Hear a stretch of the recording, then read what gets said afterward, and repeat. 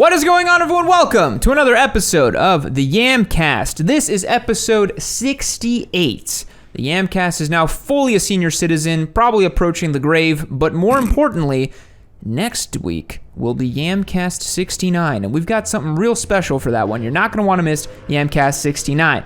For today's Yamcast, we've got more adventure bike news, another new one. We got news from Cake, the much maligned manufacturer. We recently tested their Cake caulk, and we did not have good things to say about it. We got more stuff from them.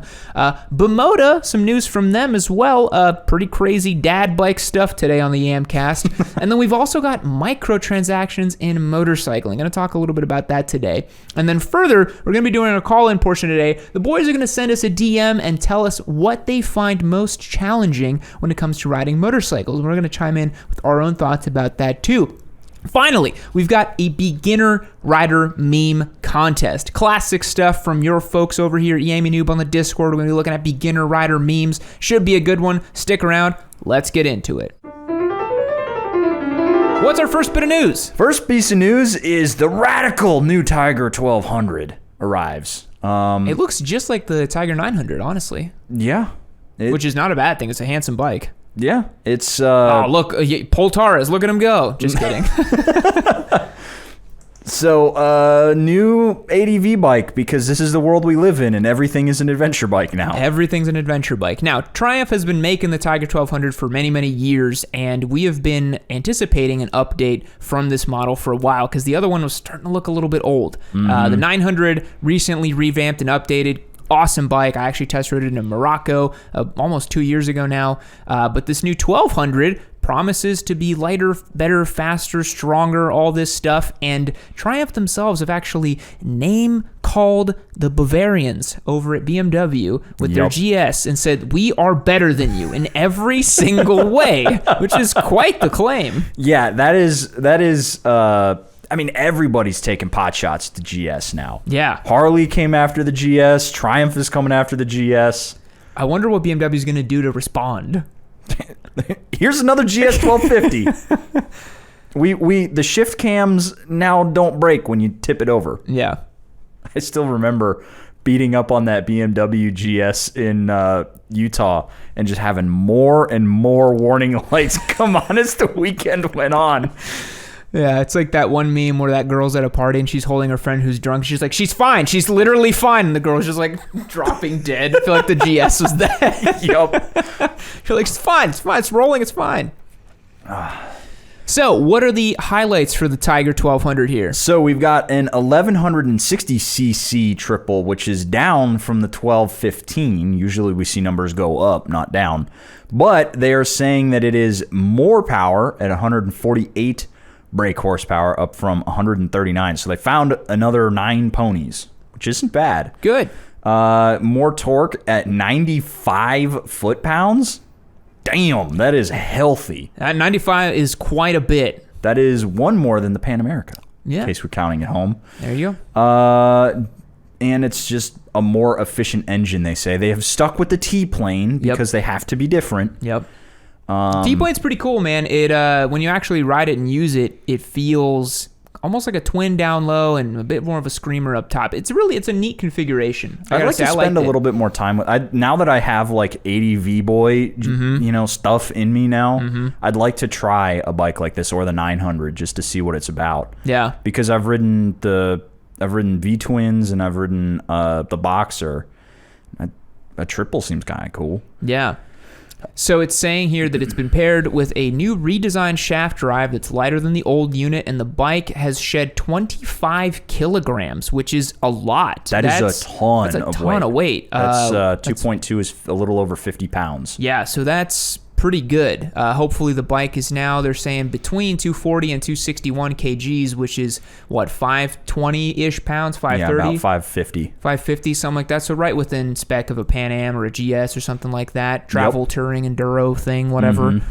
I just love the promo shots with these bikes and people jumping them off stuff. I'm like, that's a 550-pound bike. No one's doing that, you know? I almost accidentally did it.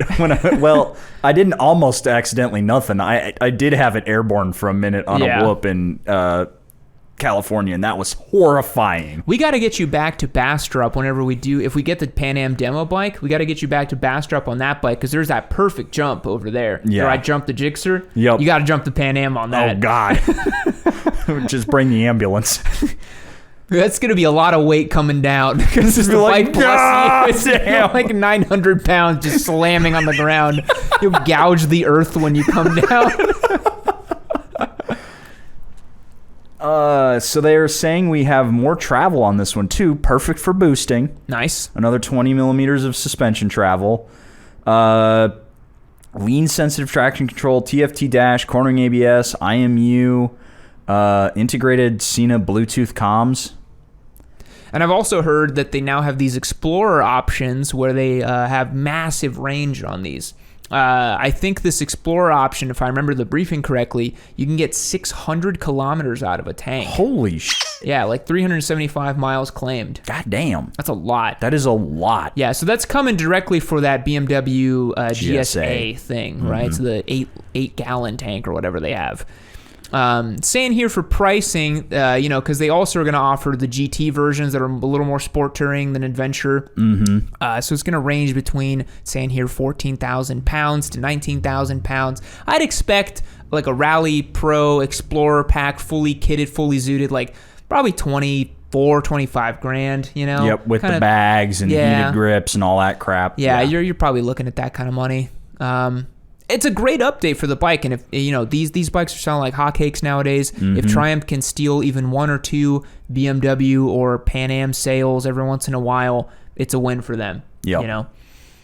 But yeah, I feel like someone has to do an ultra big ADV test at some point because a lot of them have been updated quite a bit. Are you saying that we should do? We shouldn't do it. No, we should not do it. I don't want to do that. Someone should. We just need to get a whole bunch of ADV bikes. Someone should spend like 3 days in the Rockies and ride all these bikes and then tell me which one's best. I don't want to do it. I think it sounds like a fun adventure, man.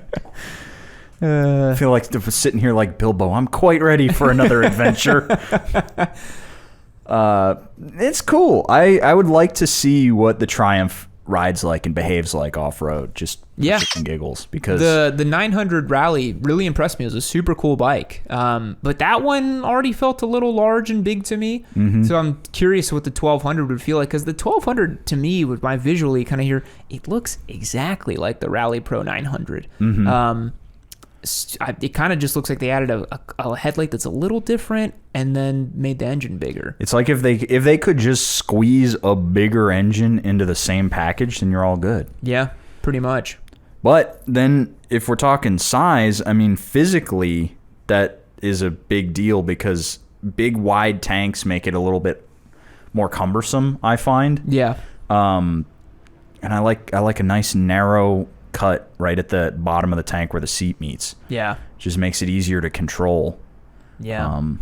I'd be definitely interested to go ride around. I don't think I'd be brave enough to do those massive skiddies that this dude's doing, but seems like a fun bike. Yeah, I think it's a pretty cool update for Triumph's Tiger 1200, and if we ever get our hands on one, would love to do a big day in the saddle with it. That'd be fun. What is our next bit of news, though? Our next piece of news, we get to smack Cake around again. Oh, boy. So, Cake has now, which this headline is painful. Cake yourself to work. Sounds like something you shouldn't be doing. Yeah. So first of all, visually, let's take stock of what we're looking at. We are looking at what appears to be a piece of plywood attached to two wheels, where there's like a workshop bench with a saw and a cubicle, or like what the hell is a filing cabinet? Yeah, it looks like he's got himself a little like pot here, like this is a little kettle so he can have his cup of tea. Yeah. While he's hacking stuff off the back of his motorcycle here. This is so silly. I mean, it's like, what is the point? What the hell is this, right? So we have a better image of this. It's literally like just a bicycle with a seat on the front. Yeah. And on the back. And they're just like, you can take stuff with it. And I'm like, okay.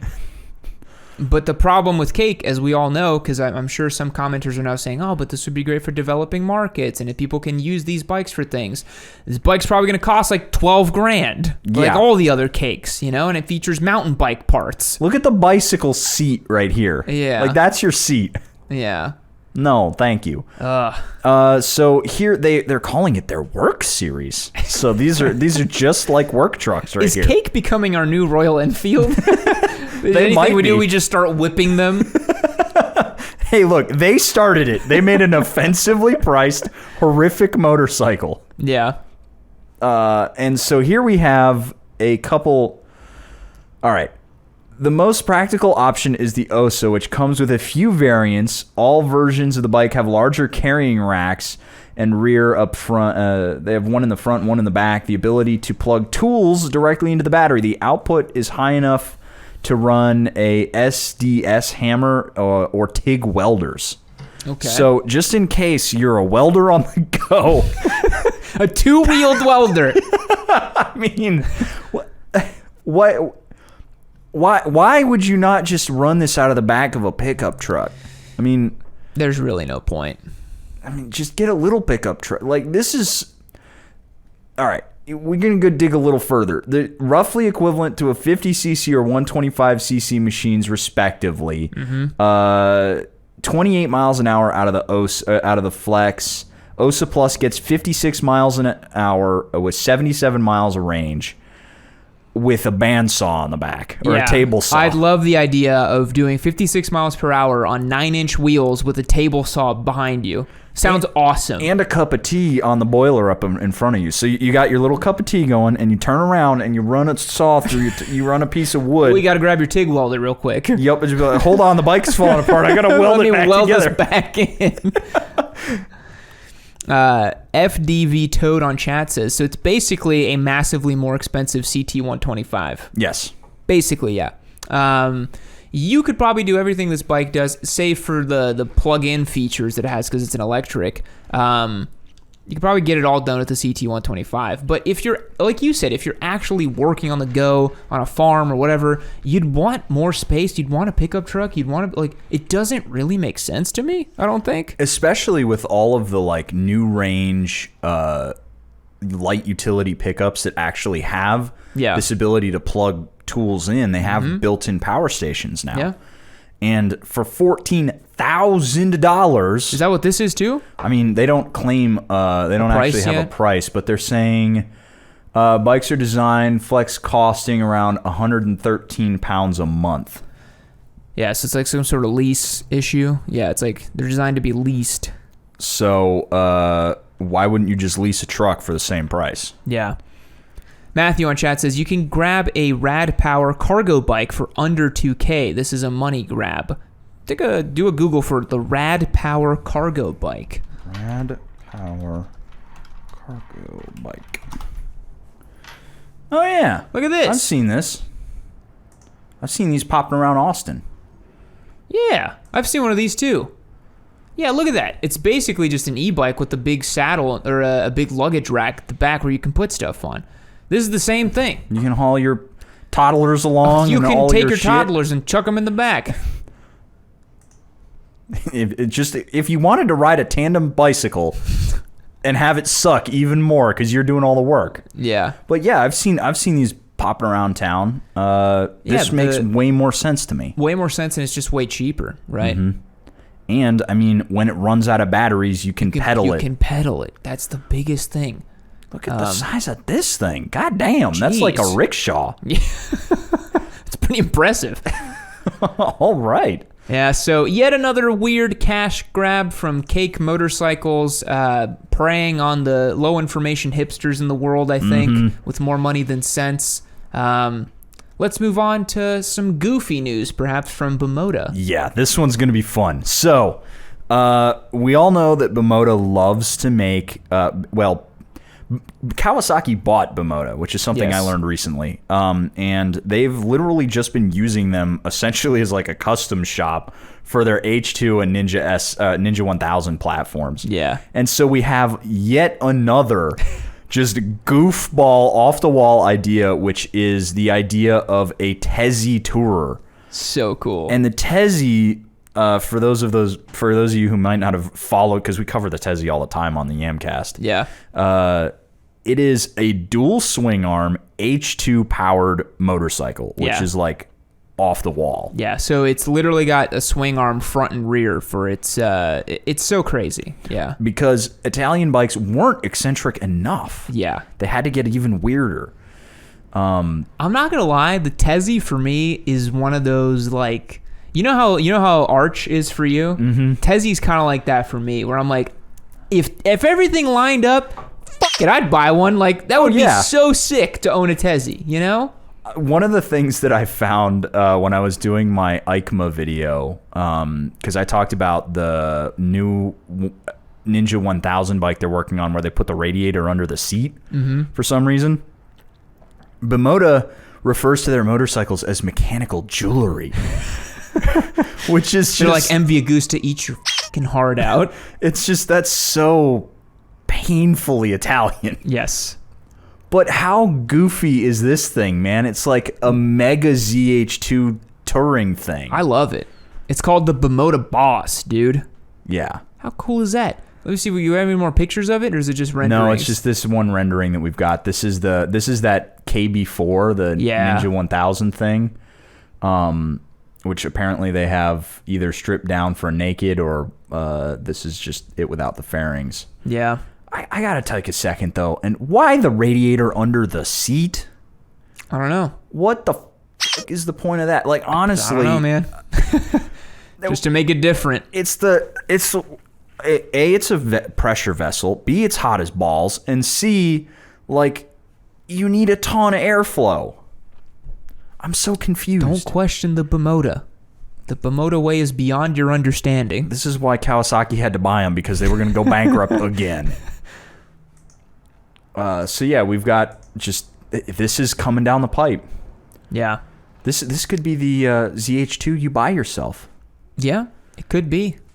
Because some of the Bimotas, while they are horrifically expensive for the motorcycle they're based on, they're not like unbelievable. No, they're somewhat attainable. Yeah, I think the KB4 was going to be like 30 grand or something like that. How much is a Tessie? Let's see. I gotta know. Tessie H2. How about if I spell it right? H2 price. You just wrote T. God damn it. Spell Tessie H2. It's approximately 64,000 euros. 75 G's large for that bad boy. That would be fun though. It would be fun. But I think I'd have about the same amount of fun with the ZH2 that cost me like 19 grand. So yeah, I don't really see the value there. Yeah, so sport touring, double swing arm, Tessie H2 basically. Sport touring boys are evolving constantly. It's for amazing. the rich dads out there. Yeah. For the very, very rich dad who wants a very, very silly bike. Now shall we get to the juiciest piece of news, I think? We have the juiciest bit of news today, and what is it? This is literal straight up pay to unlock features on a Zero, which is that's some fucking dystopic shit right there. Yeah, so for those of you who are not aware of what's happening with this, Zero is basically announced that you can kind of buy your bike and then spec up or spec out of certain features you want. But the bike is ostensibly capable of all these features. You have to pay to unlock them, though, which to me is the biggest load of garbage ever. So you can pay to unlock heated grips. You can pay to unlock your extended range. You can pay to unlock faster charge. I'm sorry, what? Why don't you just make a bike that works? Like, this is... So back in the day, because I'm a fucking nerd, I have followed a lot of video game news. Back in the day, when you actually still used to use discs, people lost their over the idea of on-disc DLC, where it was already built into the game, and you had to pay to unlock. That is this in real life. Yeah. This fucking matters. It's not just some stupid like electric toy. Yeah. This is this is the Zero SRF. That is a serious chunk of change on that motorcycle.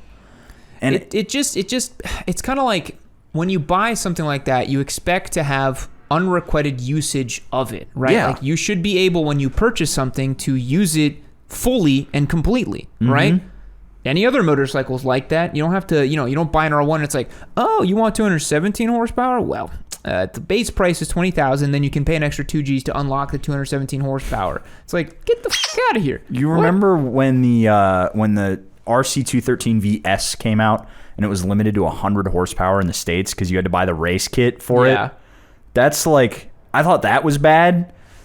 But I mean, like, if you're buying that motorcycle at $160,000, you've got another 20 grand between the couch cushions. This photo right here, where it says, this is the Cypher store page for my example Zero. None of these upgrades require a trip to the dealer. It's a Zero image. So these are actually, this is not like they just came up with the bullshit on the side there. So it's literally saying that to get on-dash navigation, you have to pay $195. That's brutal. That's crazy. And what the is parking mode, and why is it $195? 20% extended range is $2,195. Okay, what this Buy is a Honda Navi. Yeah. I honestly think that at this point, what this is going to create is it's going to create a like sub economy of hackers who can break into this stuff and be like, pay me, $500 and I'll unlock everything on your bike. Yeah. I would do that 100%. I'd tell Zero to go themselves. Yeah, because it's ridiculous.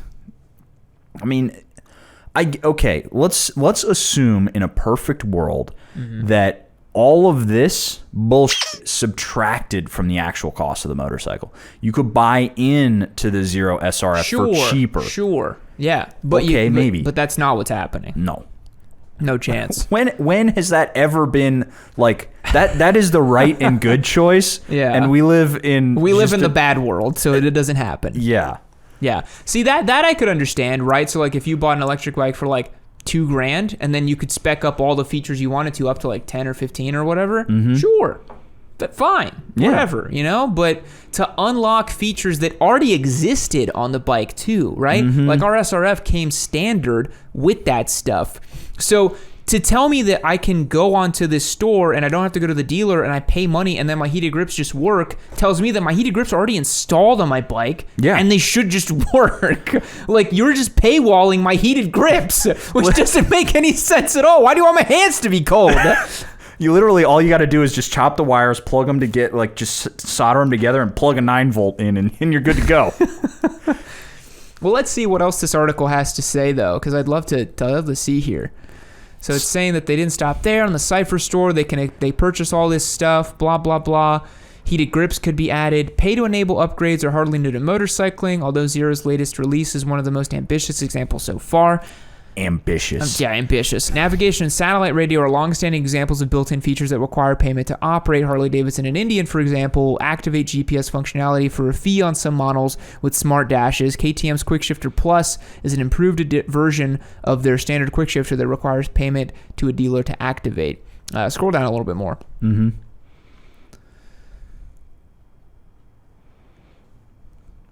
I feel like QuickShifter Plus. All right, so if I remember the brochure correctly, you get quick up, but you don't get quick shifting down with QuickShifter Plus. Or without it, you don't get down. Okay, fine, but adding the QuickShifter Plus, it's like I see that as buying the optional QuickShifter for the R7. The R7. Yeah. In sort of the same way. It's a little bit egregious because the mechanics are already there. It's just something you need to enable. I think, though, it's like a quick shifter feature like that to pay for extra is one thing. Paying for a feature to have your bike literally charge better, like the Zero, or just your fucking heated grips, it's egregious, right? To me, it's a step too far to be like, the bike will literally work better if you pay me.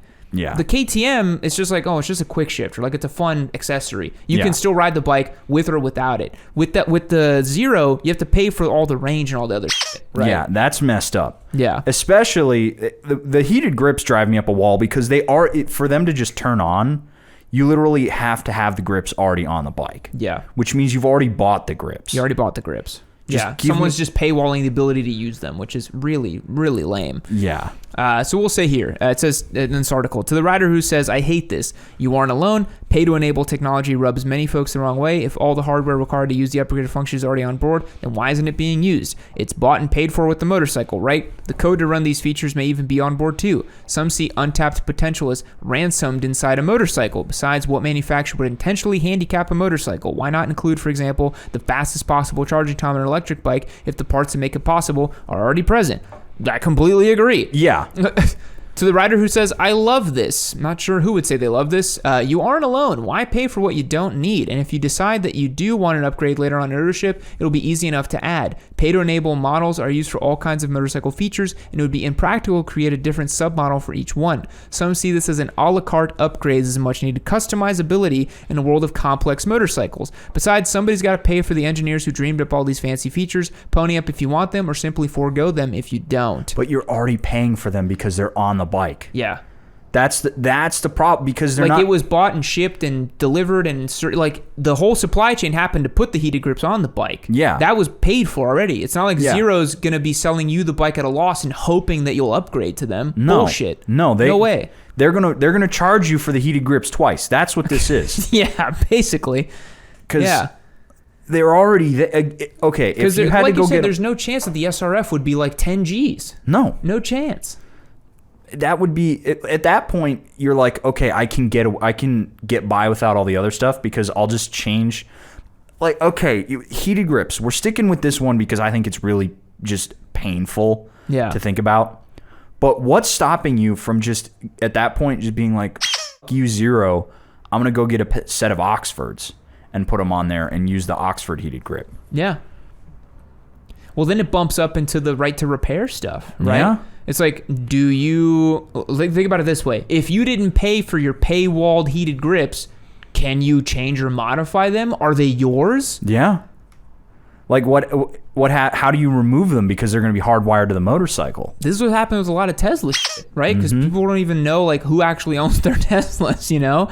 I mean, I've heard people, Tesla's basically disabling cars and stuff like that, and like, re-downloading different matter of code on the cars and stuff. This shit horrifies me. This sucks, man. It's like, I mean, this is the problem living in a world where everything is trying to turn into some a la carte subscription bullshit model. The IoT. Yeah, it's like you don't get as much anymore where like you just go to a store, you purchase something, and you are done their transaction. Either they want your email so they can market to you forever, or they want to get you on some subscription plan, or they want to paywall your heated grips. Like, why can't the transaction just simply end, right? It's because they want to extract every last penny out of you that they possibly can. Yeah. Again, not to belabor the heated grips thing, but it's so annoying. That's so egregious. And I bought heated grips from Honda for my VFR. Yeah. There's a single plug under the left side fairing. You pull the fairing off, you plug it in, and the dashboard recognizes you have heated grips. And the little LCD, which when you turn it on, all the little LCD icons show up. Yeah. And when the heated grips weren't there, it just disappeared. Yeah. But now that the heated grips are there, I was like, hey, I recognize that I have heated grips installed. Yeah. On some KTMs, you need to have the dashboard programmed. You can install them yourself, but then you need to go get like a little USB stick put in your thing, and it's like, oh, I now have heated grips. They'll work, but the dashboard won't recognize it. Yeah. This is like next level. Yeah. And some people might say, oh, well, that's the same thing because you bought the heated grips. It's like, well, you physically purchased the grips to plug them in and install on the bike. Yeah. They weren't already there. And they weren't charged for in the price of the bike. No. Like the VFR was ridiculously overpriced when it first came out anyway, because it's a Honda. It's like 14 grand, right? Yeah. So the 14 grand one, it came with a bunch of little features, but they had the less fancy one, the one that I had, that had nothing, and it was cheaper. Yeah. And then you could add the up-spec features. That's how you're supposed to do it. Yeah. Like not this where you have the up-spec one. You're like, well, you wish you could have made it home, huh? Well, how about you just pay us a little bit of money and we'll activate that last 20% of your gas tank. Yeah. Yeah, no. This rubs me all kinds of the wrong way, and I want to see a world, and it's not going to happen, but I want to see a world in which you just go to the dealership, you buy a bike, you're done. There's none of this crap of paywalling features on my bike. If I purchased a bike, I want to use the bike 100% that I bought. Yep. That's it. If I want to add accessories later in the future, fine. But don't already install the accessories for me and then paywall my ability to use my accessories. That's crazy. No. It's crazy. No, that's so egregious, and it's actually kind of horrifying. Yeah. Yeah, this guy on chat said something funny. He says, imagine Cletus installs the turbo on your Busa and then charges you for the turbo and then tells you have to pay a monthly subscription to have access to it. Otherwise, he's going to pull the boost spring. Yeah, imagine like you put a turbo on a bike and it's like, well, you can't run boost unless you pay your monthly subscription fee because you have access to the boost. You did not buy the turbocharger. It's like, this, man. This world. You know what I mean? Like, this is ridiculous. Anyways, we don't like this new zero crap that they're pulling. Let's move on to the call-in portion of the podcast. All right, folks, welcome to the Discord call-in section. Today we're doing it DM style again. We are talking about the most challenging things when it comes to riding a motorcycle. Y'all can send us a DM on Discord, and if you're not on Discord, you definitely should be. Join over at yamanoob.co. You can watch these live and hang out with us and interact on a bigger level. It's a lot of fun. But we are now going to move over to Discord, see the most challenging things that people have with their motorcycles when it comes to riding them. But I figure, why don't we start, right? We'll talk about the most challenging things about riding a motorcycle. Why don't you start, Spite? What do you think? So we were talking about it a little bit earlier, and I still stand by the fact that our most challenging things change based on the bike that we're riding. For sure. Because we're over that point where we're like, oh, riding is hard. Riding is tough. Getting the confidence to lean over or something like that. It really changes based on the situation we're in. Yeah. Like for me, when we're on a big power bike, it's like I need to not go to jail today because the speed demons are just like, come on, just get going. I know you were feeling those today a little bit. Yeah, you saw my sweet Chivo I got on the Aprilius dashboard, which actually made it into the vlog, and I was like, whoop, let me just change that really quick. And it doesn't go away. It's like a little trophy that shows up every time you start the bike. I'm like, yeah, that was my max speed, wasn't it? Yeah, $148 on that bike. Yikes, too fast. I totally agree, though. Yeah, for me, it's certain types of bikes you ride, the challenges change. Like if I'm on a big adventure bike, my challenge is don't drop it in this muddy pit or the sand or whatever I'm riding on. I remember in Utah, just making it through the 7-mile sand pit we were in. Oh my God, that was so much fun. I was like, don't drop this bike, don't drop this bike, don't drop the bike, don't drop the bike. Like just manage, like full focus, just making sure it doesn't drop. Whereas like if I'm in a parking lot or any motorcycle, I'm not thinking about I'm going to drop it, Yeah. Even though I have been dropping bikes lately for some reason. I don't know why. And then, to your point, riding a super fast motorcycle, the challenge is just controlling yourself sometimes, being like, chill, relax, Yeah. I would say after you develop a base level of expertise with motorcycling, street riding is, I wouldn't say boring, but it's not hard. It's not challenging at all. The only thing you're watching for is other people because you know. I operate a motorcycle now without thinking. I just do. I don't even think about what I'm doing. Just part of the reason why the Toloche, the Turismo is so like weird because it you can't operate it normally. Yeah, it's got that recluse clutch, so it just breaks my brain. Total super scooter. But let's see if the boys sent us anything of the most challenging things when it comes to riding motorcycles. Yep. So, starting out with Millennial Malaise here. Looks like he tried to call in, but I think he's typing his response. We'll come back to you, Millennial Malaise. Next up, we got California 556. California says, the hardest part of riding is my cold hands on my new Zero. You gotta get the fucking heated grips. You gotta unlock it, dude. Yeah, it's just a cool $195. What you waiting for? I don't know why Zero wants every rider to have cold hands. It's really sad. Really sad. I will say though, I think for some folks, when their first year of riding comes around, there's so many new things you're dealing with, right? And cold weather usually is the first one you're like, oh, like this is a big deal, right? Because when you drive a car, if it's cold outside, just jump in the car, put the heater on, you're fine. Doesn't matter, right? But on a bike, you can't really escape the cold, and you have to, wear your gaiters and your gloves, your heated grips, or your layers, and then if it gets warmer in the day, you got to take off your layers, have somewhere to put them. You got to manage all this shit, It's a really different thing when you first start riding with that. Yesterday was an interesting experience because I started when it was 40 degrees outside. Yeah. And then it got nice and warm towards the end of the day. And then when I was returning the Fat Bob, it was like 40 degrees again. And I was like, I can't plan for this shit. Yeah. Next up, we got Dragon Breath 01.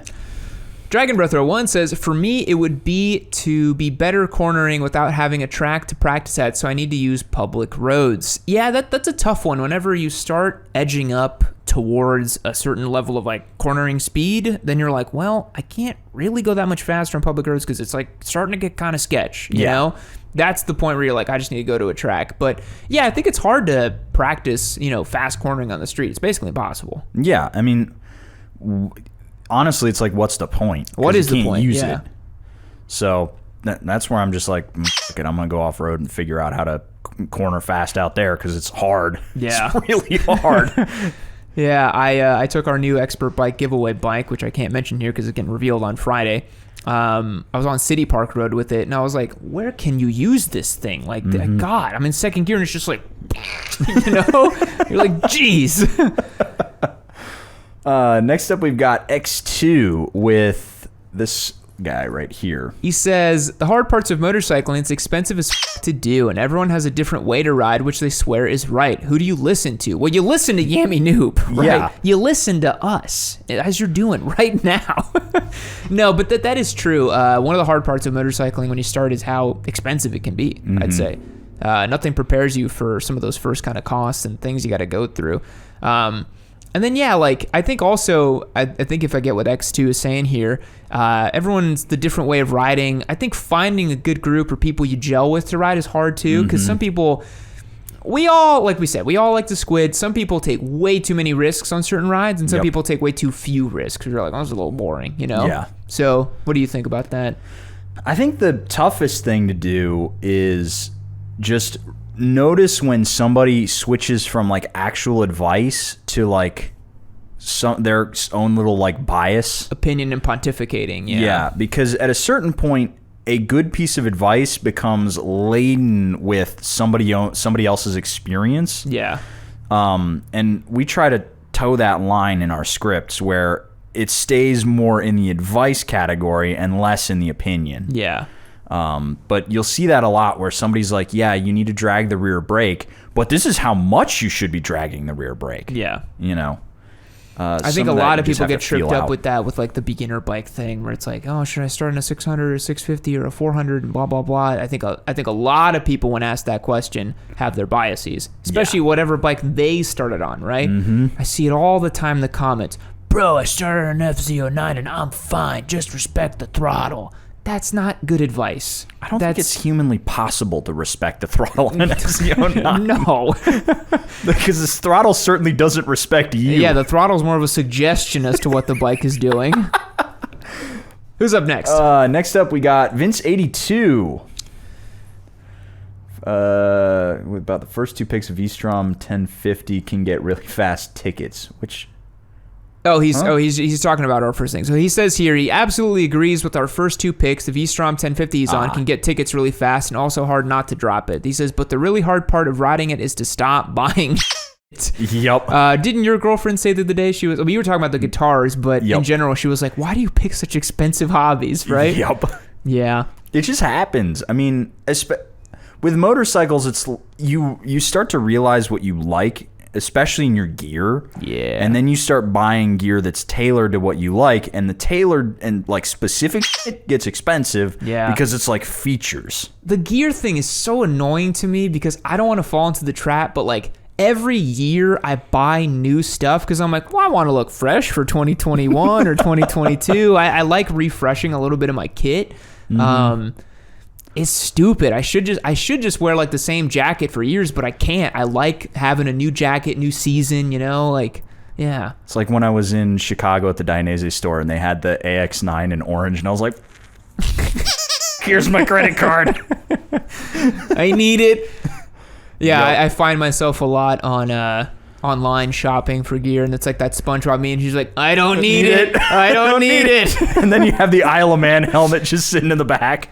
The funniest part about that one was I bought the Isle of Man helmet, and then like a couple weeks later, because we started being a distributor for Arai, they sent the Haga helmet to me, and I was like, I didn't even need to buy the Isle of Man helmet. And I was like, I didn't know I was going to get the Haga helmet. So now I have 2 Corsair X's, which I love, but yeah, it's a bit silly. So next up, we got Millennial Malaise. Millennial Malaise here says, the most challenging thing about riding a motorcycle is managing the uncontrollable boner and wide smile you get by twisting that throttle. My mind is wired for wanting to beat the previous best time, and it's difficult to convince yourself to take it easy, especially on familiar roads. Also, Pay to Unlock DLC is already on most modern bikes. It's called an ECU flash. Damn you, Euro 5. That's really funny, yeah. You can think of the Fireblade as basically being like a Pay to Unlock power mode, pretty much. Yeah, but it's already 186 horsepower. It's already pretty good. Pretty good. That goes back to what we were talking about the other day. I don't remember. We were on some ride together for some video, and I turned to you and I was just like, it never gets old, man. Twisting the throttle and going fast, it just tickles your monkey brain, and it never gets old. It's so awesome. Yeah. I think that was when we were taking the R7 and the FTR out, and I was squidding hard. Yeah. FTR. Yeah, I was on the R7 too, because it was like, bike go brap. Just be a total idiot because it has a full pipe on it. I love just the monkey brain that you get every now and again, because you like to think it's an intelligent, thoughtful activity, and you're just like, no, it's not. Noise. Bad Assler is up next. Bad Assler says, the hardest thing about riding for me is where to put all my Romaniacs trophies. It is a struggle. Damn T7 riders, man. When will that joke ever get old? I'd love to think that when you buy a T7 at the dealership, if you somehow managed to find a new one, they just put a little pin on your shirt that says, bestest boy ever.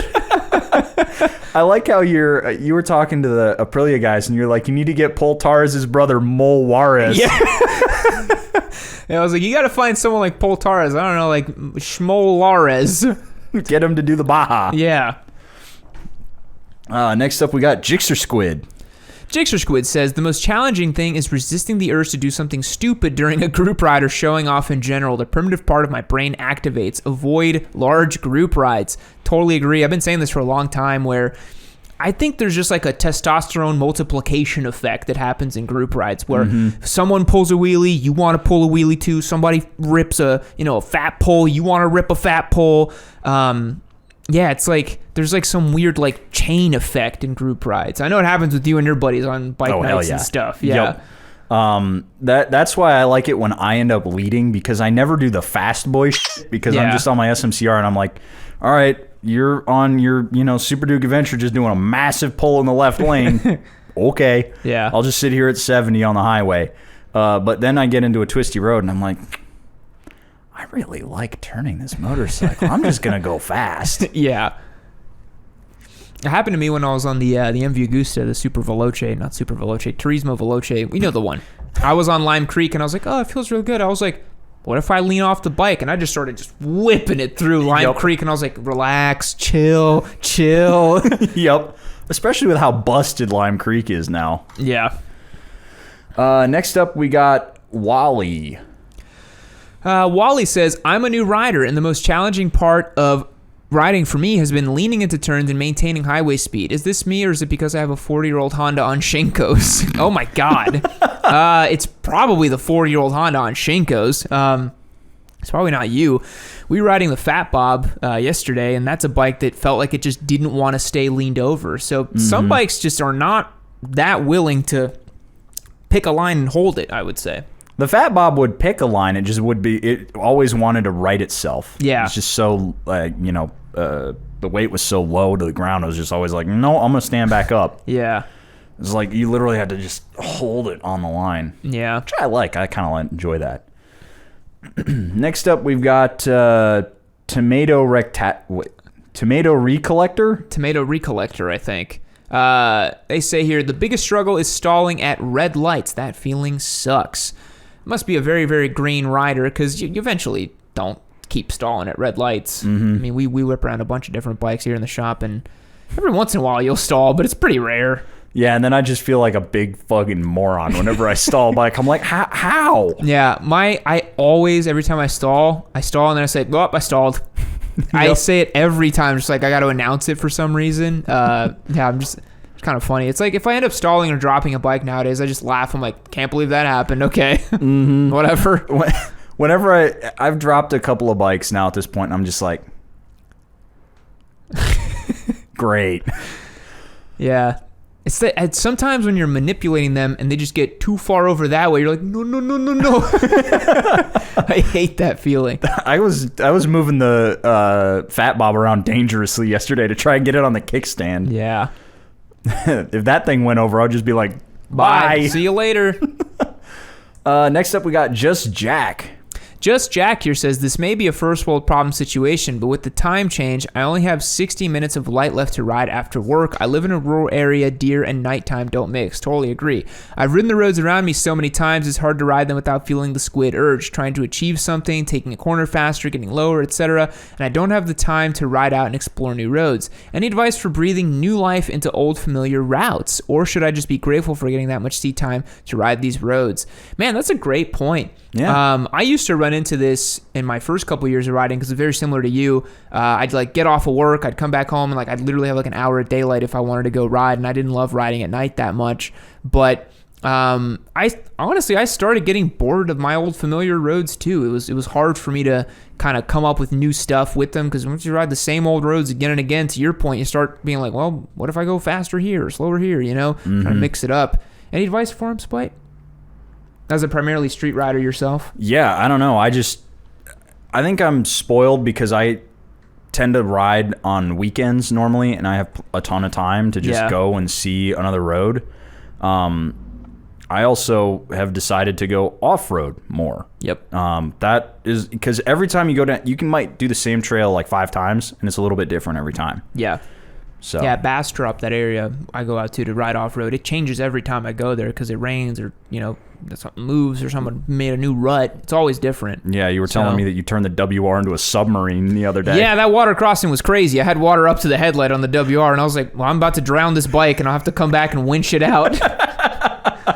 Bike number 6 that would have needed to be rescued. Yeah, I was literally paddling through the water with my legs and got everything wet. I was like, that was fun. Next up, we've got Infernal Saxon. Infernal Saxon says, snow, ice, gear fails hard in cold weather when it hits its limits. For me, honestly, I know a lot of people might clown me for this. I kind of have a cutoff about like 45 degrees for riding. I don't really want to ride when it's any colder than that. No, because even with heated gear, you reach that point where it's not fun. Yeah. Yeah. Because then your gear's like fucking poofy and you're like with the brother from Christmas Story where you can't put your arms down. Yeah. You just look a little silly. Yeah. Yeah. For me, to the point I'm at now, I'm just like, I'll just wait for another day, man. It's no biggie. Mm-hmm. Phantom 10792 is up. Says, the most challenging thing about riding for me is getting blown around by the wind on my 300. This is something I hear a lot from beginner riders about being blown around by the wind. I think you just get used to it eventually, and you're just like, this is just happening, you know, whatever. Because you'd have to have a pretty crazy strong wind to like blow you over if you're going like 70 miles an hour. Yep. Yeah. What do you think? I get the same problem on my supermotos. Yeah. So I end up leaning into the wind a little bit more. Like I'll start riding down the road like this. Mm-hmm. Just like I'm going straight at lean, and I'm like, this is just my life now. Especially on elevated highways like 35 or 183 where we get a wicked cross breeze. Dude, 360 sometimes is a crazy cross breeze. Yeah. I've been down there on my bicycle that has like deeper dish wheels. Sketchy sometimes when it's like the wind is blowing. You're doing the descent at like 40 miles an hour. Man, there was one time the bike was literally just tank slapping. I was like, this is how I die. So I'm wearing like Lycra and a little helmet. I'm like, I'm just going to die now. Yeah, it's scary being on a lightweight bike sometimes. So I would say the thing to fix that is maybe upgrade to a more substantial motorcycle in the future. It won't get blown around as much. So what you're saying is get a Harley. Get a Harley. Yeah, there you go. Yeah. No problem. Boom. We had Vince 82 already. I Am Log is next. I Am Log says, for me, it was just the height. To be fair, I did start on a 125cc dirt bike where I could barely touch the pegs at 10. After that, when I first started jumping it making sure I was at the right speed, and there were like these 10-foot jumps where I was yeeting myself off of it at like 11. Nice. After those things, I wasn't too nervous about riding it. It just became second nature. It was also a Yamaha TTR 125. Awesome bike. So it wasn't a small dirt bike either. Gear was never an issue for me. I just got a helmet that fit right, and that was about it. Didn't get boots, gloves, jackets, or chest protection. Jeez. Sometimes Sometimes I see little kiddos riding around on like 125s just wearing like a half helmet or something. I'm like, yikes, you know, like give them something, like give them at least a chest protector or some proper boots. Like they'll bounce, they'll be all right. I don't know, man. Head injuries are serious. For me, if I had a little kiddo, I'd definitely want him in a full face helmet. Well, yeah, full face helmet because dental work is expensive. Not for other reasons too. They'll bounce. Next up, you got CP4 Rider. CP4 Rider says, the hardest part, in my opinion, is mitigating your risks. For instance, I had no chance of going to jail for speeding until I started riding. Now that's a real possibility anytime I get bored of the interstate. Not to mention, now we have to predict every other car's move so we don't get killed on the road. Tough to keep up with all of it sometimes. Yeah, that's very true. Yeah, people don't really understand when you're on a motorcycle that we do certain maneuvers because we're trying to not die. Yep. You know what I mean? Like, they might look kind of crazy what we're doing, but it's like, I'm actually just trying to get the hell out of the way so I don't die while I'm riding. Yep. That's the main tactic here. There's every now and again when I'm on, like, I'll forget sometimes when I'm on a big power bike exactly how much it slaps speed on, and I'll do that thing where you see an opening in the highway and you're like, I'm gonna go there because I don't want to be next to a bunch of cars, or I want to get around this car so I'm not sitting in their blind spot. And I look down and I'm like, no shit, I'm doing 120. Yeah. So it like I'd have a hard time explaining to the police officer, no, I was trying to be safe. The bike is just doing all the work for me. Yeah, some high horsepower bikes, they pick up speed like crazy. People don't know. Next up, Orange, KTM enthusiast. He says, running ADVs off-road after spending a long time on actual dirt bikes, you kind of forget you're riding a 500-pound bike until it lands on you. Yeah, and that's it. For me, that's a big reason why I don't like riding ADVs off-road. They're just heavy and kind of annoying to manage, but you have a different perspective. You like it. I love it. Yeah. I'm just wired wrong. I like bad things. I mean, I'm that way on track where like I'm sliding a bike around doing 120 miles per hour. I'm like, that's fun. I might die. It's just brain is broken in different ways, you know? I just remember I land in the sand pit coming out of the Grand Canyon after the BMW lands on my testicles. And I'm just laying under the bike just like... Yeah, I heard you on comm. You're like, I went down. And I was like, where are you? You're like, my bike landed on my balls. I literally was just lying under the bike, and then I like wiggled my way out and sat on it for a second, just like, god damn it. And then I was like, I have to lift it now too. Yeah. So we've got Dragon Breath here again. Says, another I'm going to have to get used to is doing very long miles on an R3 for work and planning for different weather over multiple states. Yeah, we kind of covered that. You know, people also don't realize that doing long miles on a motorcycle is super different than long miles in a car. It's way more taxing. Way more taxing. 41 is next. 41 says, the hardest part for me is drooling over the Busa previews and trying to figure out why Yamanoob is not at 1 million subs yet. Yes, we are inching ever closer. I think by the time this video comes out, we should have 997 or 998. We should be very, very close. Those are some Ducati numbers right there. I know. Yeah. Very close. Next up is Riker. Riker says, the hardest part for me as a new-ish rider is blipping the throttle when downshifting. Still can't figure it out. I see this a lot too. Almost every beginner rider Q&A video I do, people ask about this. I've got a great video on it if you want to check it out. I've got a rev match video where I explain it. It's all about, like, especially if you're braking and downshifting, it's like about holding the throttle with these two fingers here and then holding it with your thumb and just being able to manage the brakes and sliding it through the lever while this happens. You'll figure it out. Eventually you do it enough to where you get it, but yeah. Maybe try holding the rear brake so the bike doesn't feel like it's jumping forward. Yeah. And that way you can focus on getting the timing down between clutch and rev. Yeah. And then you can work in that front brake. What you can do too is go out to like a closed environment or something, get it up to like 4th gear, and then don't even use the brakes and just grab down gears and feel the engine braking, just doing the work for you. Yeah. Jixer Squid again. It says, also explaining away the stereotype coworkers immediately adopt when they learn you ride. They assume you're an outlaw on a Harley. Man, that's something that, yeah. It was funny. My girlfriend actually said that whenever we first got together. She was like, I didn't think you were like a motorcyclist. Like, you don't strike me as like a motorcyclist type of person. And I was like, well, what do you think motorcyclists were? She was like, oh, like a bunch of Kyles and shit, you know? And I was like, that's crazy, you know? But I think for a lot of people, since they don't know anybody who rides a bike, they don't realize that a lot of them are just like really nerdy people who like vehicles, you know? Yeah. That's really all it is. It says a lot when we say that people on like Versus and NCs are fucking nerds. Like if we're saying they're nerds, yeah, them's some pocket protector motherfuckers right there. Yeah, because most motorcyclists are nerds. Mm-hmm. Yeah.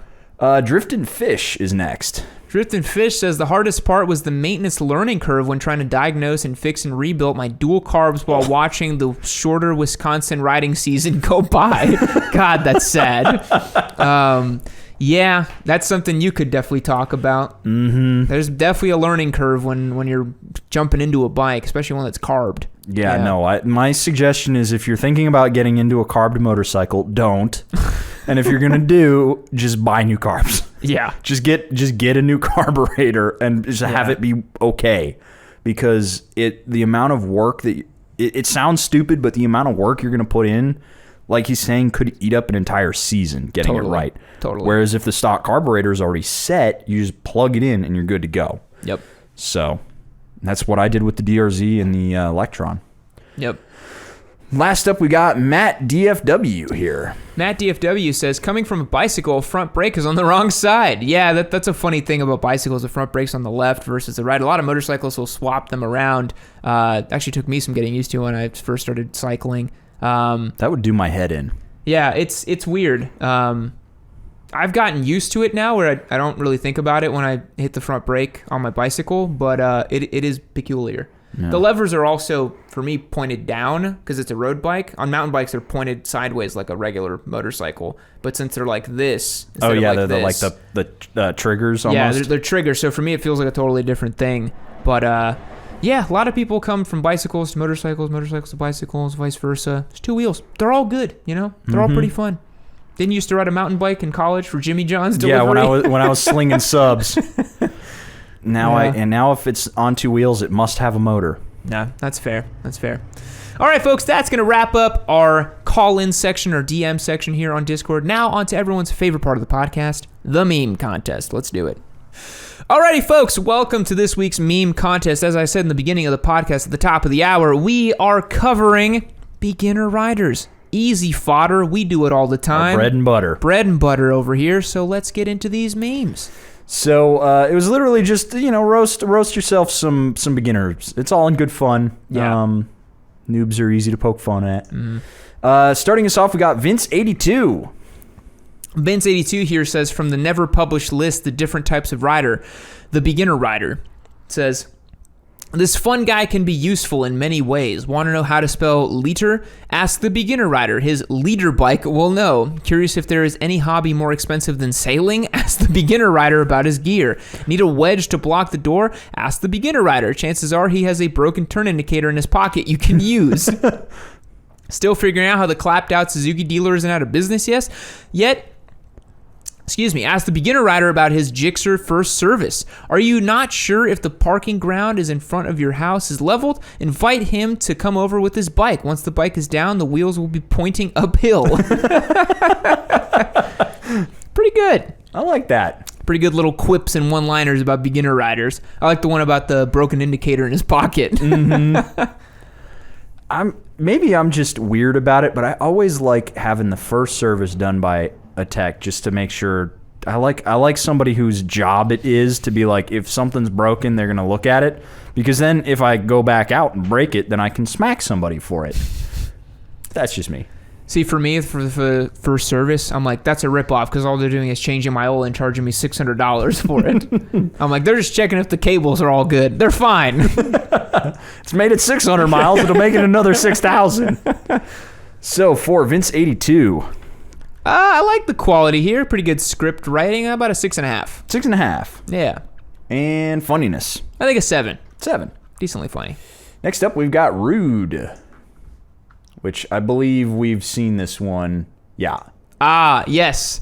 So Rude posted this one, and I had to share it on Instagram, and I made a bunch of people angry, unfortunately. I think it's hilarious. So you made a lot of people really I made a lot of people angry. So it's some squid who started on a 1,000cc bike, and it's me just throwing up the deuces, you laughing, and Whitney just looking on fondly. I think this is great. I think it's really funny. Mm-hmm. I like it a lot. Yeah, it's a little dark, but come on, we're riding motorcycles. We all know the risks here. And if you are silly enough to start on a 1,000cc, I don't really feel sorry for you if something happens. I don't want you to die, obviously, but if you crash or something, why just start on a 200 horsepower bike? We warned you. We warned you. But if you get, this is America. You can just go get yourself your Jixer Thou. Get whatever you want. Go start on a But Turbo yeah, just Busa. to clarify, I will not cherish your death if you. Come on, guys. That's too dark even for me. All right, let's rate this meme. So quality. It's a known meme format. I would say, I think a 6. A 6. Yeah. And funniness. I think an 8. It got a good 8. chuckle out of me when I first saw it. Yeah. So much so that I reposted it to Instagram. Next, just another Chris. With, a starter pack. All right, just another Chris here. Beginner Rider Starter Pack. It's a $3,500 little Ninja 250. It says must have hand on clutch at all times, like sloppily over the clutch. Stalls bike at stoplights. The beginner rider's natural habitat's a big empty parking lot, and then drops bike doing low speed maneuvers. Yeah, it's pretty accurate, you know? I love this picture of this dude just looking forlornly at his dropped motorcycle. Yeah. I think this is a thumbnail somewhere on the channel. There's another one that looks just like it that's a little more artistic that I've used in the past. Yeah, one of the most popular list videos actually used that. I used a photo just like that. Mm-hmm. Yeah. I also like how he's in the, that was the R1 colorway. Yeah, it's like the Yamaha R1 60th anniversary, I think, or 50th. I don't remember. Such a nice livery. Yeah. So for just another Chris here, quality. Pretty good qual. I think a 6.5. 6.5. Yeah. And funniness. I think a 6. A 6. Yeah. Lil Foozy Bert is next with this guy. Whoa. Okay. Says when a beginner rider's opinions begin to align with the channel and I appear to have just busted a nut and there's some guy with his butt all in the air. That's a quality crop that he got on there because it does look like I'm sitting on the chair just having finished busting a nut. Well, you remember where that's from, right? No, what is that? That is from the video where we did the differences between electric and gas yeah. engines. And we turn on the gas, we pretended to turn on and I was dead. Yeah. Right? That's a quality shop right there. Yep. When a beginner rider's opinions begin to align with the channel. Wow. That's great. That's good. All right, so for Lil Foozy Bert here, quality. It's a good Photoshop. I think a 7.5. Yeah. Yeah. It's a 70. That's way too high. energy. The first 70 we've ever given. Funniness. I think an 8. That got a good chuckle out of me. Yeah. It's really creative and weird. That is our new front runner right there. All right. Next up, we've got Jamie Hellcat. Of course, that's our front runner. Of course it is. Jamie Hellcat, new rider. I always ride 1000s. Also new rider. He's kind of grabbing his... Scared and chewing his fingernails. I don't know if a new rider says I always ride 1000s. I have seen a couple guys in comments being like, I ride a liter bike and I just started, you know. Oh, I'm so cool. I see that a lot. Mm-hmm. But the flex, yeah. Which really, if you think about it, it's like, okay, like you were able to successfully take an R1 from like your house to work. Mm-hmm. Do you want a trophy? Like, what do you want? You know? They always say like, I can handle it. I'll grow into it. It's always the same. I got rain mode. Yeah, I got rain mode. Yeah. Remember our Busa was in rain mode, and that's why I couldn't beat the MV? Yeah. We're so dumb. I couldn't believe we forgot it was in rain mode. Those comments, man, on that video. Here's the copium. Just. Oh. Anyways. So, for Jamie Hellcat here, quality. I think like a 3.5. Yeah, I'm not feeling this one. Yeah. And funniness. I think a 1. Yeah. Yeah. Sorry, Jamie. Wop, wop. Next up, we got Eerie Bubble. Eerie Bubble. Let's go. With, whoops, this one. You might want to pause it because it's rolling. There you go. It says, but I can learn to ride on track on a 1000cc and then turn one just low side. Man, if I had a nickel for every entry-level track day rider I see in an R1 or an S1000RR, and I'm like, tisk. That is going to be an expensive repair bill. And they're pulling 30 seconds off race pace. And you're like, why must you let your ego drive your life? Why? I mean, they just have the bike on the street, and they're like, I'll take it to the track. I'll be super fast. Yeah. There was a guy on Discord not too long ago who was like basically asking me permission to get an R1 as a track bike. And I was like, okay. He's like, yeah, I've been riding a Daytona on the street. I think I can handle it. And I'm like, you need to buy a 400. And he's like, no, come on, man. I need to get the R1. I was like, you need to get a 400. Mm-hmm. Leave it at the door. Don't do this. Trust me. And then he probably went out and bought the R1. Probably, yeah. He just wanted validation, man. Why wouldn't you validate him? I don't know. I'm the asshole, right? Yeah, it's all your fault, man. My fault. So for Eerie Bubble, quality. I think a 5.5. Yeah. Funniness. Pretty good. 6.5. 6.5. Got a good chuckle out of me. 12. Next up, we've got Beamer Dude. Beamer Dude with the hard to swallow pills meme says, not wearing a helmet and leaning in everyday traffic makes you dumb. Also, TikTok bike edits don't make you cool. Damn. It's true. Oh, God, that's like my least favorite type of motorcycle content is like the little TikTok compilations, like people like riding on the street and stuff, wearing like flashy gear. And like, I don't know, dude, I just think it's so... I don't like it. I don't know. I don't know if you've ever seen that kind of content. No, I'm not. This may surprise you. But I don't indulge the TikToks. Ah, I see. So I'm not either, but because I'm on Instagram, by default, I have to indulge the TikToks. They appear on there too. There's nothing you can do. Yeah, it may shock you guys, but I posted something to Instagram for the first time in 9 months this last weekend. So I did see that. You're like, I'm not dead. I'm like, I don't think you understand how social media works, even though it's kind of your job. I don't understand it. I know YouTube pretty good. It's so funny though, because like you've posted like a handful of things, but just because you're on the YouTube channel, you have almost 3,000 followers on Instagram. It's the funniest thing. Xavier here says, have y'all seen Mac's wrist track video? LOL. I have not seen it, but please drop it in the Yamcast and maybe we can do like a react video to it because I would love to do that. Oh man. Have you heard that guy smoked like 8 S1000RRs? It's just like every other week he's just smoking these leader bikes. Last time I heard it was just burning through CBR 1000s. Dude, it's just like there's another leader bike every other week that he's totaled. It's insane. I mean, if that's how you want to live your life. Yeah. Whatever. All right, so for Beamer Dude, quality. I think a 6. A 6. Yeah. And funniness. Decently funny. How about another 6? A 6. That is a 12. Mellow is next.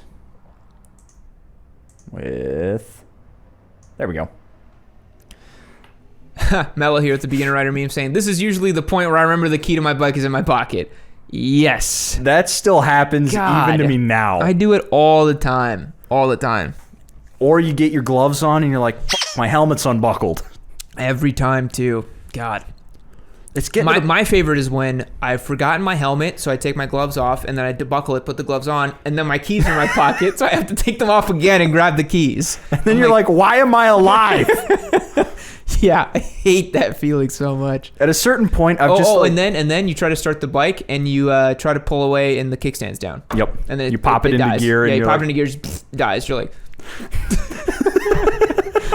I swear I know what I'm doing.